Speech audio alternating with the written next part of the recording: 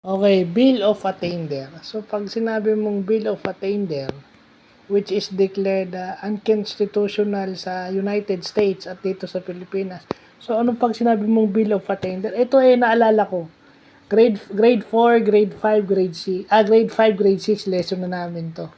So, pag anong sinabi mong Bill of Attainder, yun yung mga batas na nagpapanis o nagpaparusa sa mga akusado ng walang paglilitis. Yun yung Bill of Attainder. So, pag hindi mo, may death penalty. So, pag hindi mo siya nilitis, tapos pinatay mo yung extrajudicial killings, that is, pag ginawa mong legal yung extrajudicial killings, Bill of Attainder ang tawag doon, which is declared unconstitutional.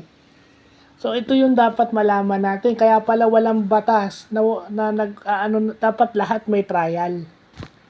Kaso ang hirap dito sa Pilipinas, ang trial niluluto o dinadaya. O yan. Yung mga lessons ko to, naalala ko kay Ma'am Lucy Perey. Yan. Elementary pa lang ako, lesson na namin yan. Hey kasi.